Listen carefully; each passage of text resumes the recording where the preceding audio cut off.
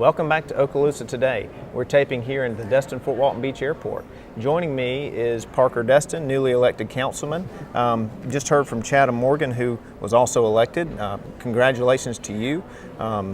Much happier to see you sitting here now that you're an Auburn fan. He was a big Alabama fan, but we'll take him too. But again, congratulations and thanks for being here. No, well, thank you for having me, Doug. I'm really happy to be here. Good, good. Well, the purpose of this show is just to kind of expose you a little bit to our public. I know you campaigned and just like the others and got out there, but our audience wants to hear a little bit about you, who you are. You have an interesting last name. I'm sure you'll tell us a little bit about that. So kind of give us some background on Parker. Well, I've lived here my entire life. Destin is my last name. It's not a coincidence. I come from a long line of family members who have lived in Destin their entire lives. Actually, Leonard Destin, the founding member of the city, is my great-great-grandfather, I believe. He had a son named George, who had a son named Dewey, who had a son named Dewey, who had a son named Dewey, and I'm also a Dewey, but I go by Parker to save the confusion. Yeah, good. Yep, your namesake, lineage here, history here. You grew up here. What was it like growing up? Growing up in Destin, I couldn't have asked for a better childhood. Growing up in the Destin family, we were commercial fishermen until I was 18, so I commercial fished on the back of my dad's boat until the end of high school, at which time we transitioned into the restaurants, which a lot of people are probably familiar with. But it was a very good childhood. I enjoyed it very much. We transitioned over to restaurants probably about the time I went to college, and I worked as a cook. I worked as you name it. If it had to get done, I was doing it. So you laid some foundation for some character and things like that, because now you are a lawyer. Yes, absolutely. So if there's anything that teaches you, that the commercial fishing industry and the restaurant industry can teach you, there could be an easier way to make a living. And so I went and studied real hard. I'm a product of our local school systems, and I went to University of Tampa on a swimming scholarship for undergrad, and then went and got my law degree in Jacksonville. And I've been practicing law in Fort Walton for about 4 years now. Very good, very good. So after college, you moved back to Destin. There was no doubt where you were going to go. No, there was never any hesitation. It's my home. It's my community. I felt, I have a personal familial connection, but it was just a responsibility. I needed to come home, and I do love my community, so that's what I did. Well, I assume that's probably why you ran for city council. Tell me a little bit about that journey. So one of the motivations for wanting to run for city council was that my father served on our city council. He was on the charter board that drafted the charter for the city, and then he served for almost 30 years on the council. It's always been something I admired about my father was his dedication to the city, and something that I really felt that was important for me to at least meet that same sort of dedication to the city. And so I came home from school, and you always think, well, maybe I'll run next time, or when's the next time going to be, and when is it going to be right? And at a certain point, I just sat and thought about it and said, it's time. I've always said I was going to do it, and there's never exactly a right time. It's kind of like having a baby. It's maybe it just happens. And I said, well, what are you waiting for? Go and do it. It's time to serve your community. And so I ran. Good. Well, we're glad you did, and glad you're here. Give us a little hint on what the experience was for the election process in Destin. Small town, but still big politics. Oh yeah, definitely. There's a small town with big city problems due to the fact that we have a lot of economic growth, a lot of economic opportunity, prosperity. It makes for, and then our population swells to well over probably 100,000 people in the summertime, and that causes big problems. But anyways, my experience with the election was fantastic. You don't ever realize how good the community is from a citizen standpoint till you get out there and start talking to people. I never really understood how passionate some people really are about the well-being of their community, and you get to talk to these folks. And so overall, my election experience was fantastic.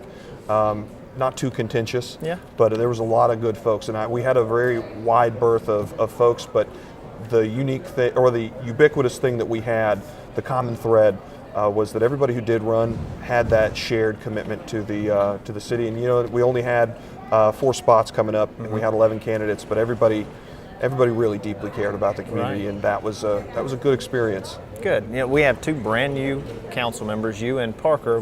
Tuffy Dixon, Connor Marlowe, reelected for a second term, brand new mayor. Yep. So there may be some growing pains as far as the council goes in cohesion, but you had a visioning session recently, several meetings under your belt. Tell me a little bit about, is it all cracked up that you thought it would be? I had expectations about certain, you get in and you've got 7 folks who are going to have 7 different ideas about where the city needs to go. And like I was saying, with that common thread of what's best for the community, that's there. And while we may have different ideas of how to get there, that's the common theme. And yeah, we're going to disagree, but that's a good thing. Not all ideas are created equal, and some, even my best ideas, need to be thrown out into the marketplace and criticized and scaled back, or I need to hear that give and take. And so there's not been any real meaningful acrimony. I think we're all on the same page. Honestly, we had a very good visioning session. That's right. I thought that the visioning session process teased out a lot which was we all have a deep appreciation for the community, what it's given us, and how we can give back to it. And so I think going forward, we're going to have a lot of cohesion, and I see only good things on the horizon. Good. Well, let's talk about that a little bit. We have a couple of minutes left. You have some ideas, I'm sure, about what you'd like to see where the city's going. First of all, we are going to have to hire a new city manager. Yes. So that's very important, something that you'll be critical in. Let's start with that, and then let's talk about a couple of the things that you'll be looking at as we move forward. Sure. So one of the biggest things you can do as a city council is select a city manager. They're the guys he or she is the individual that's going to be running the day-to-day operation. And while they are an unelected position, they are a very important position, and they are answerable to the council. But I think that Greg had done a good job with the city, and we're going to transition to an even better future with this new city manager, and I'm excited about the selection process. Good. I do know that on the horizon, the city has a lot of positives. I know we've acquired we're acquiring and building 3 new parks. We're in the process of stabilizing Noriega Point. One of the common themes that I know that moving forward that I think everything's concentrating, I believe, on improving the quality of life for residents, because we are a vibrant economic community, but we're surrounded by water on 3 sides, and there's only so much growth outwards until you meet the water, and then it'll spill back in, and that has problems with regards to infrastructure and traffic and just quality of life problems. But I know that this council has got the quality of life of its residents and the visitors at the very, very forefront of their decision making. So I'm very hopeful that in the future, only positive things are going to be coming forward. So, and we're working hard towards that. Good. And you hit the nail on the head with limited space, a lot of people here, not just our residents, but your key is quality of life with our residents. Redevelopment will be a big thing that you Absolutely. tackle. And the city's very lucky with the grants we've received. These parks you mentioned, some of these grants that are taking care of that, we're not spending tax dollars That's exactly or right. very little tax dollars to move some of these big projects forward. That's exactly right. And that goes back to our staff, which, the question wasn't asked, but I got to give a shout out to the staff at the city. It's easy to lob criticisms when you're outside. Once you get inside, you start meeting these folks. We ask of our city staff to do a lot, often with very little, and they make it happen. The fact that we can secure so many grants, that's a testament to our staff. They really put a lot of hours and time into it, and that gives us, a lower